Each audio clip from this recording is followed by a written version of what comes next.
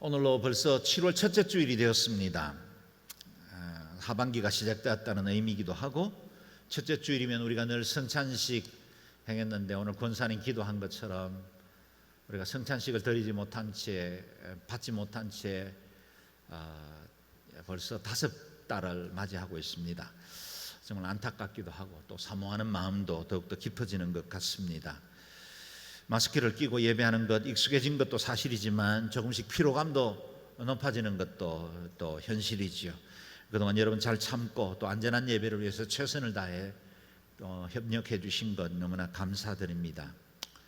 엊그제 본부장 회의에서도 담임 목사님 말씀하셨습니다. 어려운 시기가 언제까지 계속될지는 알지 못하지만 우리가 가져야 할 원칙은 분명합니다. 우리는 최선을 다해서 방역 당국에도 협조하고 안전한 예배를 위해서 우리 성도를 서로 보호하는 배려를 해나가겠지만 우리가 해야 할 일은 하자. 우리가 해야 할 일, 우리가 예배하고 하나님 더 사랑하고 섬기는 이 모든 일들은 결코 다른 것으로 타협할 수 없습니다. 뉴노멀 시대를 맞는 우리에게도 더욱더 본질적인 것들을 견고하게 붙들어 가야 하는 믿음을 새롭게 하는 귀한 시간이 필요합니다. 위에서 계속해서 기도해 주시기를 바랍니다.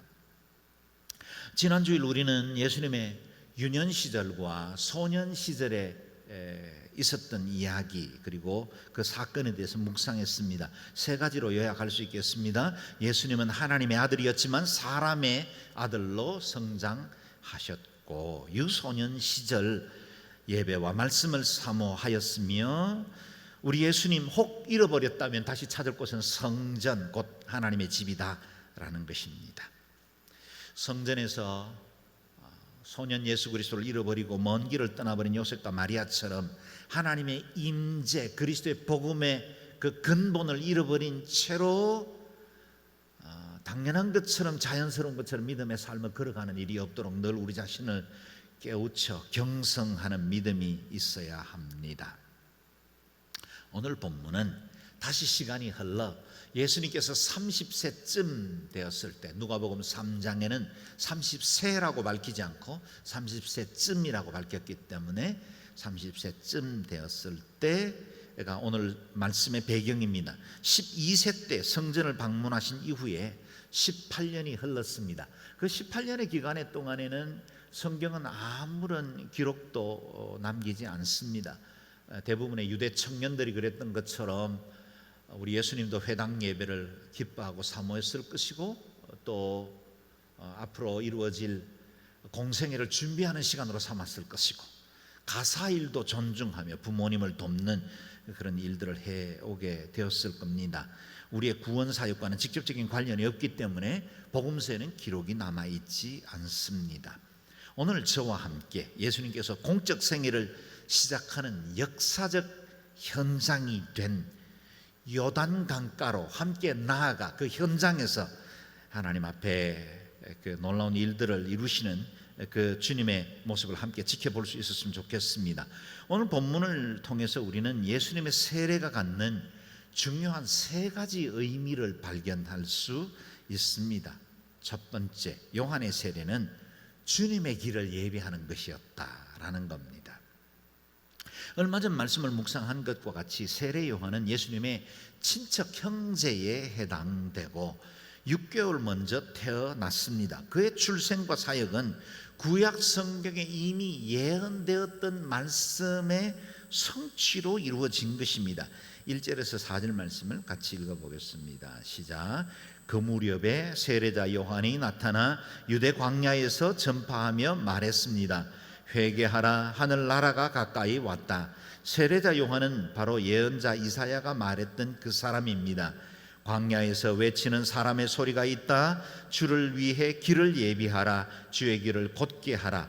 요한은 낙타털로 옷을 지어 입고 허리에는 가죽띠를 둘렀습니다. 그리고 메뚜기와 들꿀을 먹고 살았습니다.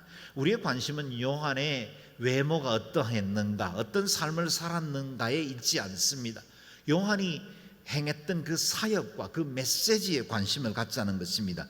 요한 이름 앞에 세례자라고 별명을 붙인 이유는 그가 예수님의 제자 요한과 구별되어야 할 필요도 있었겠지만 그 무엇보다 그의 주된 사역은 세례를 베푸는, 사람들에게 회개를 선포하고 그 회개의 열매로 세례 받을 때 그 세례 베푸는 역할들을 감당했기 때문입니다. 세례 요한의 사역은 어느 날 갑자기 불쑥된 것이 아니라고 오늘 본문은 말하고 있습니다.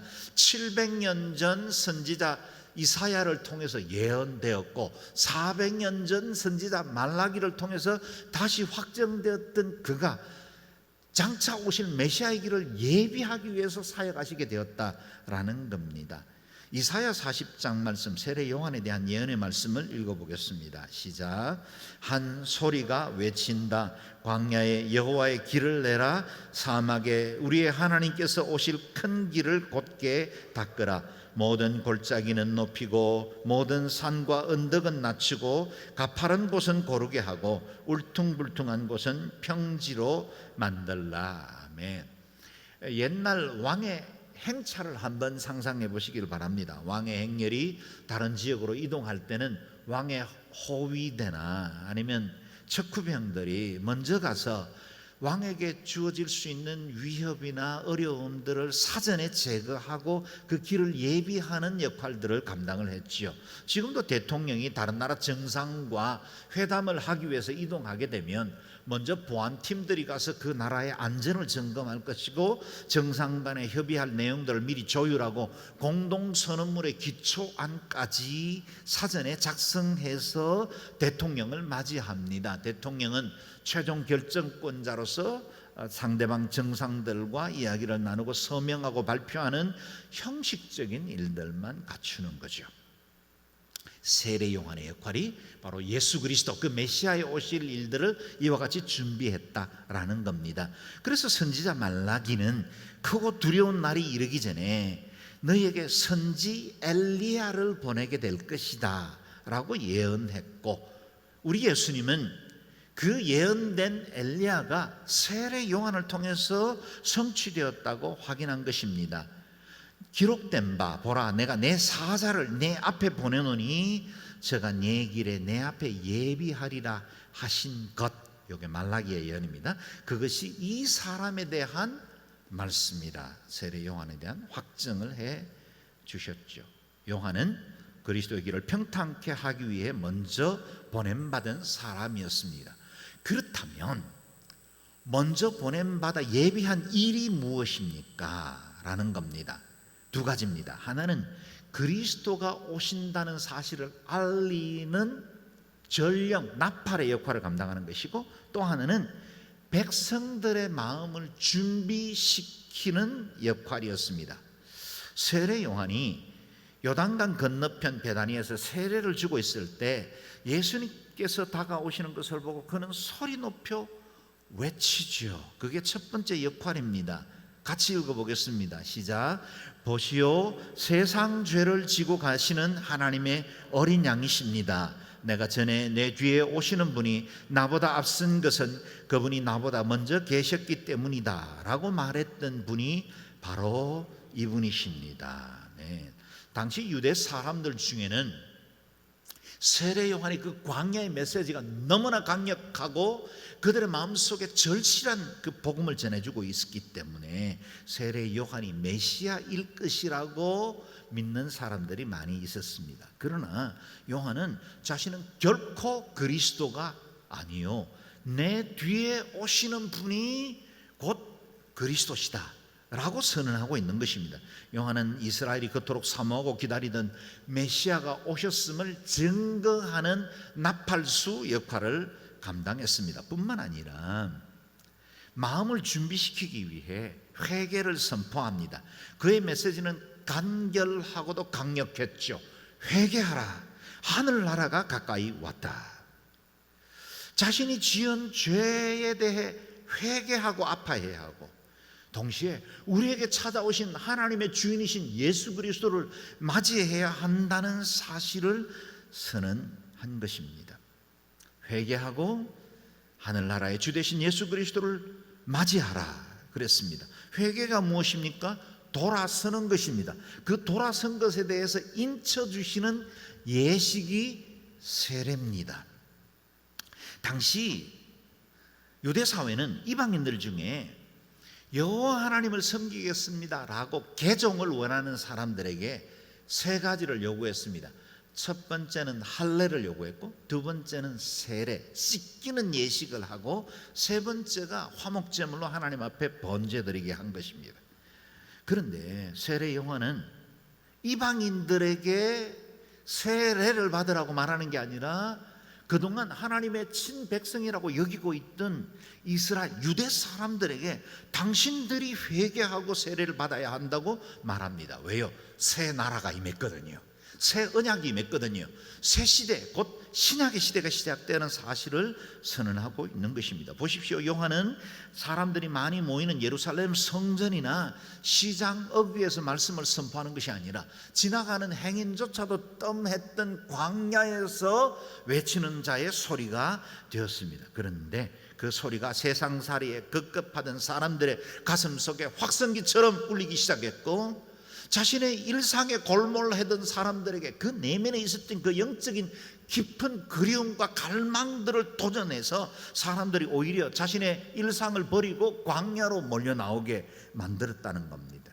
회개하라, 하늘나라가 가까이 왔다. 광야의 소리에 사람들이 이끌려 광야로 찾아왔습니다. 예루살렘과 온 유대 지방과 요단강 전역에서 사람들이 요한에게로 몰려왔다고 말씀하고 있습니다. 그동안 백성들은 영적 기갈에 있었죠. 메시아를 대망하고 있었습니다. 지난 400년 동안 정경도 기록되지 않았고 선지자도 없는 채로 영적 긴 침묵 가운데 아파하고 있었습니다. 그 가운데 그 침묵을 깨고 하나님의 나라가 선포되었습니다. 그래서 유대와 갈릴리 전역에 이 소식이 전파되었고 사람들이 세례 요한에게로 몰려온 것입니다. 그런데 그들이 세례 요한에게 가서 들은 메시지는 위로하고 격려하고 축복하는 말이 아니었어요. 강력한 독서를 통해 그들의 삶의 그 밑바닥부터 뒤집어 놓을 만한 그런 메시지를 들어야만 했습니다. 독사의 자식들아, 누가 너희들어 다가올 진노를 피하라고 하더냐. 회개에 알맞은 열매를 맺어라. 도끼가 이미 나무 뿌리에 놓여있다. 그러므로 좋은 열매를 맺지 않는 나무는 모조리 잘려 불 속에 던져질 것이다. 사람들이 자신의 내면 안에 깊이 숨겨두고 꽤 그럴싸한 종교인으로 살아가고 있는데 그 내면에 있는 죄들을 뒤집어내면서 요단으로 나왔고 회개하며 세례를 받게 되었습니다. 세례 요한이 선포했던 메시지는 어쩌면 오늘 우리 시대에 우리의 강단에 절실한 설교가 아닌가 싶습니다. 오늘날 적당한 신앙으로 만족하는 우리의 회색지대가 얼마나 많습니까? 종교화되어 있고 꽤나 경건한 것처럼 살아가지만 우리의 내면 안에 있는 그 죄악들이 여전히 우리를 온전히 하나님의 사람으로 나아가지 못하도록 발목을 잡고 걸림돌이 되어가고 있죠. 반복된 죄의 습관이 우리를 넘어뜨릴 때가 많이 있습니다. 회개가 없는 용서가 남발되고 강단은 양심을 깨우는 것이 아니라 양심을 달래는 정도의 설교가 선포되고 있고 성도들의 귀에 듣기 좋은 말들을 선언하는 목사들, 충분한 훈련도 없이 세례를 받고 고백 없이도 성찬을 받게 만드는 무늬만 가진 그리스도인들이 너무 많이 양산되고 있다는 겁니다. 선생된 목사들이 먼저 심판을 받을 겁니다. 우리가 두렵습니다. 그러나 동시에 심판의 도끼가 이미 나무 뿌리에 놓여 있는 이 영적 상태, 이 긴박감을 모든 성도들이 함께 깨달아야 합니다. 두려운 마음을 가져야 합니다. 심판의 주님이 문고리를 잡고 계신다는 걸 기억해야만 내 자신을 쳐서 복종시키고 더 온전한 하나님의 사람으로 살 수 있습니다. 이미 세례받은 우리들이지만 매일 매 순간 다시 회개의 세례로 나아가야 합니다. 우리의 삶의 은혜의 강수로 다시 적시지 않으면 우리는 온전한 하나님의 사람으로 살아갈 수 없습니다. 오늘 메시지를 통해서 주시는 두 번째 말씀, 예수님께서 세례 받으신 것은 하나님의 의를 이루시기 위한 것이다 라는 겁니다. 13절에서 15절 읽겠습니다. 시작. 그때 예수께서 요한에게 세례를 받으시려고 갈릴리에서 요단강으로 오셨습니다. 그러나 요한은 이를 말리면서 예수께 말했습니다. 제가 오히려 선생님께 세례를 받아야 합니다. 그런데 제게 오시다니요. 예수께서 대답하셨습니다. 지금은 그렇게 하도록 하여라. 우리가 이와 같이 해 모든 의를 이루는 것이 옳다. 그러자 요한은 그대로 따랐습니다. 아멘. 예수님의 공적 사역의 출발은 요단강이었습니다. 세례를 통해 시작했죠. 세례를 베풀던 요한 앞으로 예수님께서 나아가셨을 때 요한은 그야말로 펄쩍 뛰었습니다. 가까운 친족 관계였으니 요한은 어려서부터 어머니 엘리사벳을 통해 자신의 출생의 비화와 그리고 예수님의 출생의 그 성령의 잉태에 관한 이야기들을 듣고 성장했을 겁니다. 당연히 예수님이 어떤 분인지는 알았지요. 물론 그때까지만 해도 요한의 메시아에 대한 인식은 명확하지 않았던 것이 사실입니다. 나중에 그가 죽음을 앞두고 제자들을 보내 우리가 기다려야 할 메시아가 당신입니까? 라고 물은 걸 보면 세례 요한도 평생에 살아가는 동안 늘 메시아에 대한 그리움은 있었지만 분명한 인식은 약했던 것 같습니다. 그러나 그가 알고 있던 지식만으로도 들은 그 메시지만으로도 우리 예수님은 비범하고 특별한 분이라는 사실을 알았지요. 자신에게 세례를 받겠다고 주님이 나온 것을 용납할 수 없었습니다. 제가 오히려 선생님께 세례를 받아야 합니다. 그런데 제게 오시다니요. 당연한 고백이지요.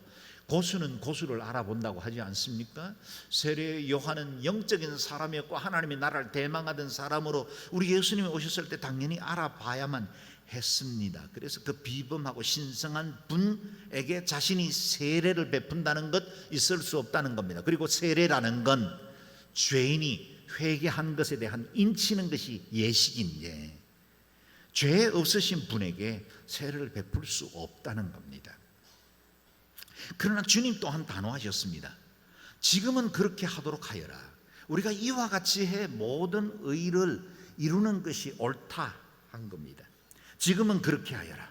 요한이 모든 영적 세계를 다 알지는 못했죠. 지금은 우리는 기록된 말씀을 통해서 과거에 있었던 사실들을 분명하게 이해하고 믿고 있지만 요한의 세대만 해도 아직도 확실치는 않았죠. 모든 내용들에 대해서 다 이해할 수가 없었습니다. 지금은 그렇게 하여라. 네가 다 깨닫지를 못하고 네가 모든 사실에 대해서 다 이해하지 못하더라도 그대로 행하라 라는 겁니다. 그래서 요한이 예수님께 세례를 베풉니다. 여기서 우리는 두 가지 질문을 하게 됩니다. 왜 죄 없으신 하나님의 아들이 죄인의 정결 예식인 세례를 받으셔야 했는가? 또 하나의 질문. 그리고 이것을 통해서 이룰 수 있는 의가 무엇인가? 예수님께서 의를 이루신다고 하시는데 그 의는 무엇입니까? 하는 것입니다. 먼저 첫 번째 질문. 회개할 것이 없으신 예수님께서 기꺼이 세례를 받으셔야만 했던 이유는 무엇입니까? 우리가 지난 세 주일에 걸쳐서 들었던 말씀들의 연장으로 이해하면 쉽습니다. 예수님은 철저한 어린아이로 인간의 모습으로 연약한 모습으로 오셨습니다. 우리와 똑같은 성장 과정을 거쳐서 성장하셨습니다. 우리의 모양으로 나타나셨고 우리의 모습을 가지셨습니다. 그래서 우리의 모든 연약함을 최유하신 분이시죠. 그러므로 예수님의 세례는 철저히 우리와 같이 낮아지시기 위한 거룩한 하나님의 행동 곧 겸손이셨다라는 겁니다. 예수님은 죄 씻을 필요가 없는 분이었는데 우리와 함께 하시기 위해 우리의 완전한 모습을 입고 세례를 받으셨습니다. 이 사실에 대해서는 십자가 사건으로 가면 더 분명해집니다. 주님은 인간의 죄를 씻어내려 하신 것이 아니라 인간의 죄를 자신의 온몸으로 끌어안고 그 죄와 함께 십자가에서 못 박혀 죽으신 것입니다. 죄를 객체화시킨 게 아닙니다. 나의 도구를 가지고 죄를 씻어내려고 한 게 아니라 그 죄를 온몸으로 끌어안으신 것입니다. 그래서 주님께 어찌하여 나를 버리십니까? 라고 절규할 만큼 버림받는 완전한 죄의 존재가 되었습니다. 그 죄의 존재로서 그 죄를 끌어안고 십자가에 못 박혀 돌아가십니다. 세례도 역시 죄인의 그 존재 그 자체로 당신 자신을 철저히 낮추셔서 세례받게 되셨다라는 겁니다. 두 번째 질문, 그렇다면 하나님께서 이루셔야 했던 의는 뭡니까?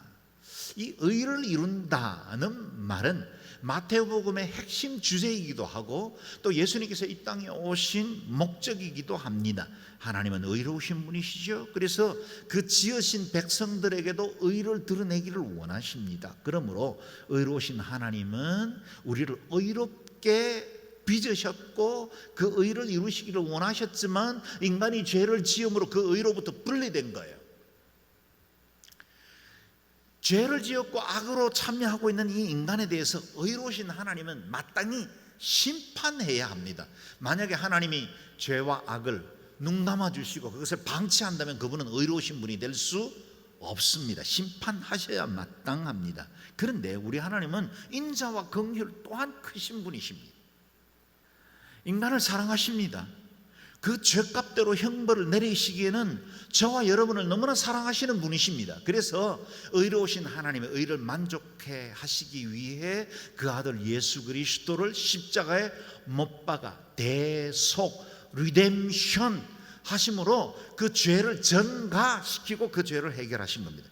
그래서 우리를 의롭다 칭해 주셨죠.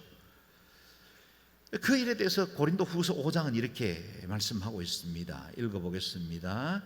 하나님께서는 죄를 알지도 못하신 분에게 우리 대신 죄를 짊어지게 하셨습니다. 이는 우리로 그리스도 안에서 하나님의 의가 되게 하시려는 것입니다. 아멘. 우리로 하나님 안에서 의가 되게 하시기 위해 죄 없으신 예수 그리스도께 그 모든 죄를 전가시키셨다라는 겁니다. 이 사실에 대해서 로마서는 좀 더 구체적으로 밝히고 있습니다. 같이 23절, 24절, 6장, 3장 읽겠습니다. 시작. 모든 사람이 죄를 지었으므로 하나님의 영광에 이르지 못합니다. 그러나 그리스도 예수 안에 있는 구속으로 인해 하나님의 은혜로 값없이 의롭다는 인정을 받습니다. 아멘. 우리는 스스로의 지은 죄 때문에 하나님 앞에 나아갈 수 없었습니다. 그런데 하나님께서 우리에게 예수 그리스도를 보내주셨고 그 구속의 은총으로 인해서 우리에게는 값없이 의롭다 인정받는 은혜가 임했다는 거예요. 그래서 저와 여러분들이 세인트, 성도라 부를 수 있게 된 겁니다. 그래서 여전히 죄 가운데 살고 지금 오늘 회개하고 이문을 나서도 여전히 죄를 지을 줄 잘 아시는 하나님께서 우리를 의롭다 칭의해 주신 것입니다. 할렐루야. 얼마나 은혜입니까? 얼마나 큰 감사가 있습니까?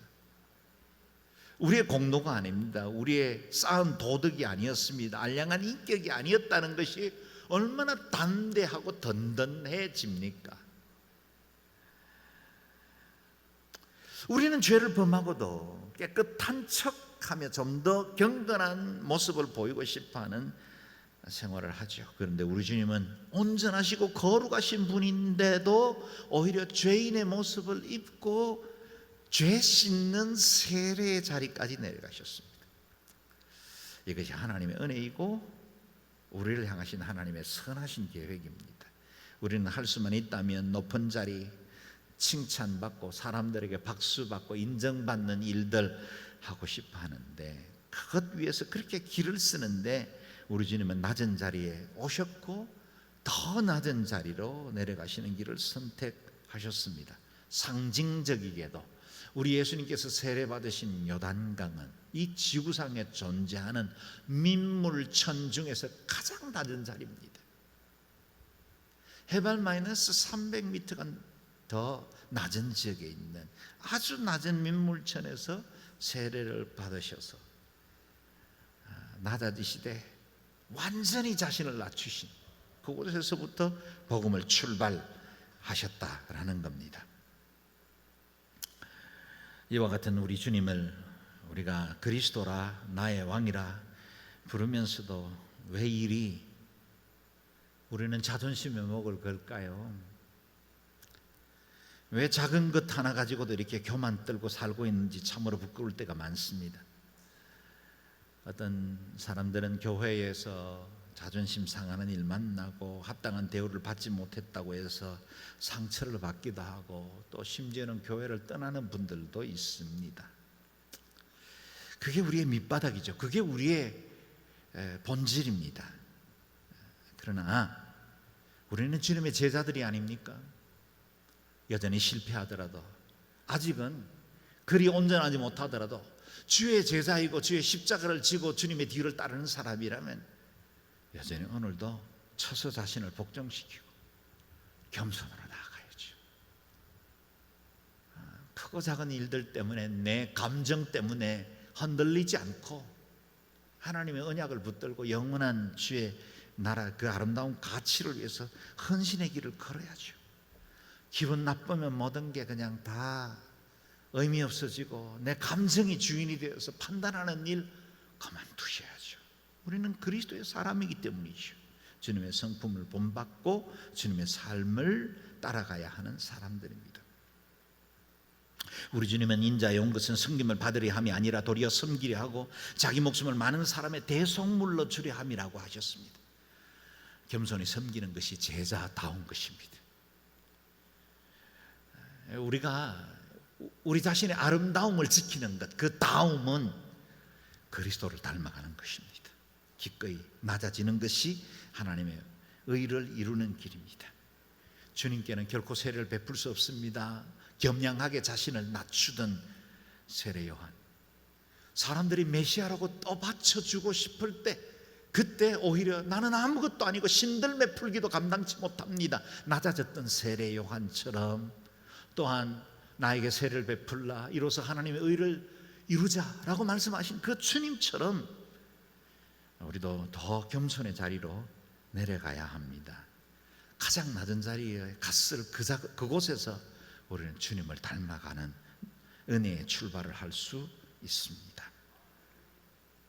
세 번째, 주님께서 받은 세례의 의미는 메시아의 대관식입니다. 16절 17절 말씀을 같이 읽겠습니다. 시작. 예수께서 세례를 받으시고 물속에서 올라오셨습니다.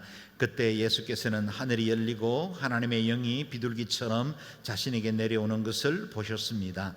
그리고 하늘에서 소리가 들려왔습니다. 이는 내가 사랑하는 아들이다. 내가 그를 매우 기뻐한다. 아멘. 예수님께서 세례를 받고 올라오셨을 때 세 가지의 신비한 현상들이 일어났습니다. 첫째는 하늘이 열렸다 그랬습니다. 이것이 뭘 의미하는지는 우리는 정확히 모릅니다. 그러나 짐작컨대는 아마도 구름 사이로 하늘이 활짝 열리게 되고 은혜의 강력한 빛이 예수님을 둘러 비치게 된 것 아닐까 싶습니다.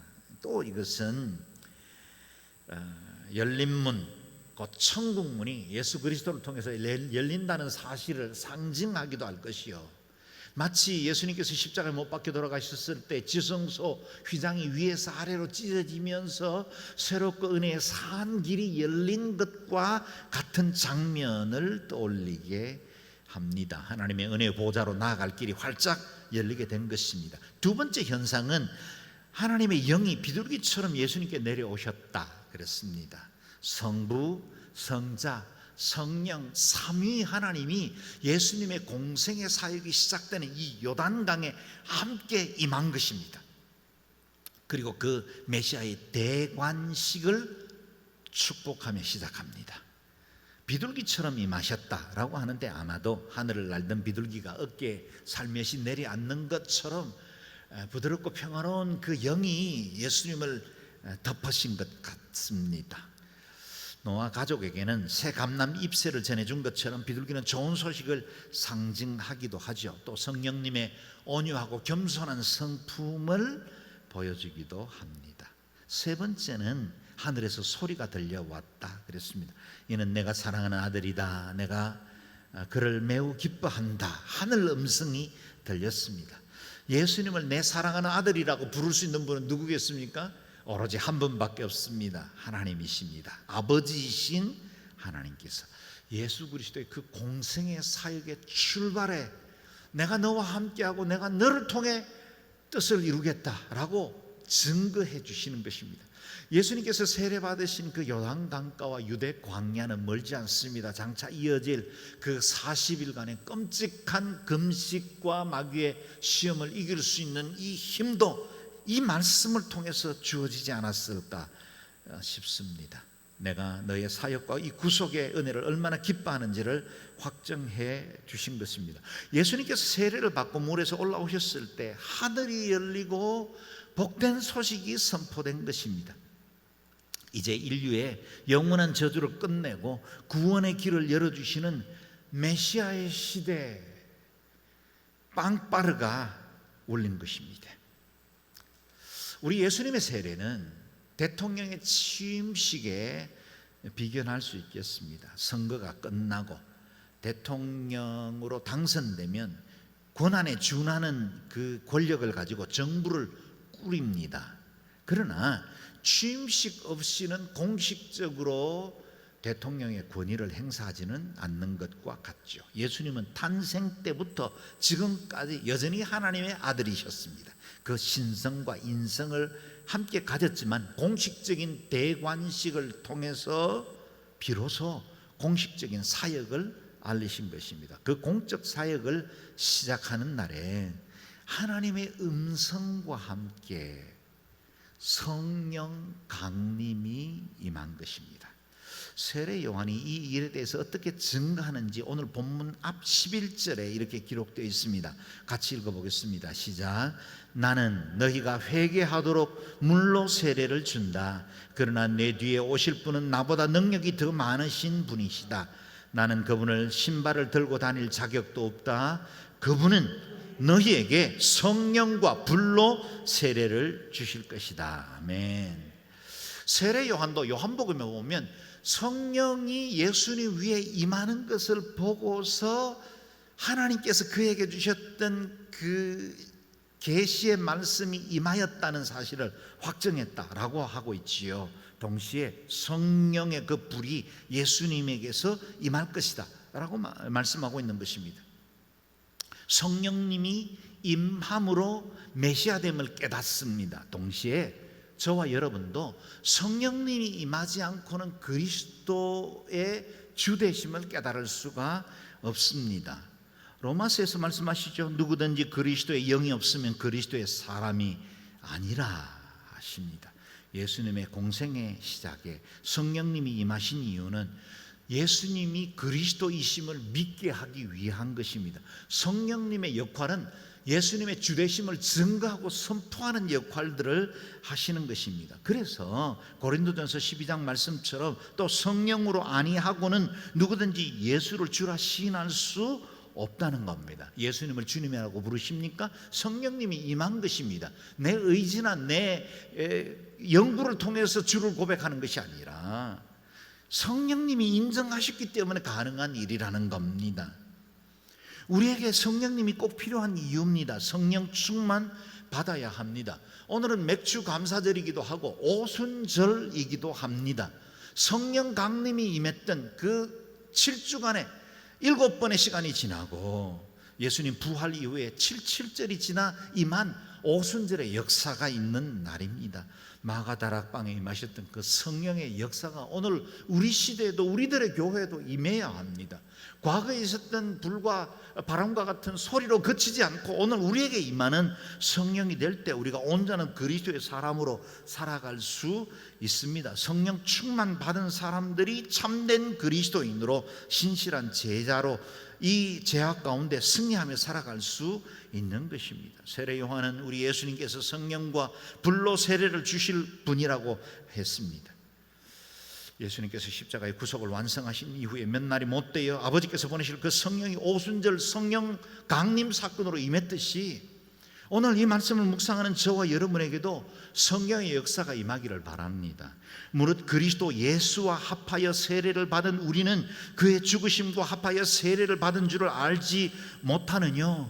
예수 그리스도께서 세례받아 우리와 동일한 모습을 가지고 십자가에 못 박혀 돌아가심으로 우리에게 영원한 구속, 그분과의 합하여 세례를 받음으로 영생을 얻고 하나님의 자녀가 된 것처럼 동시에 그분이 우리에게 베푸시는 불과 성령의 세례도 받을 수 있기를 바랍니다.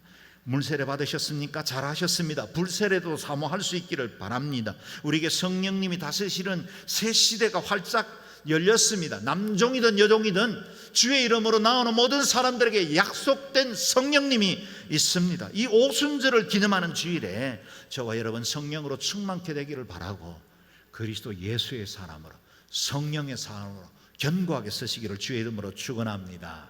아멘. 기도하겠습니다. 기도할 때 하나님 하늘이 열리고 복음이 들린 것처럼 주여 오늘 이 시간에도 불과 성령으로 우리에게 충만하게 임하여 주옵소서. 우리도 그리스도 예수의 사람으로 바로 서기를 원합니다. 성령의 사람 되기를 원합니다. 주의 온전한 제자 되기를 원합니다. 이 땅을 승리하게 하여 주십시오. 과거의 옛 정과 욕심에서 자유케 되고 우리를 죄의 습관으로부터 온전케 하셔서 그리스도 예수의 사람으로 승리하는 하나님의 사람들 되게 하여 주옵소서. 함께 기도하겠습니다.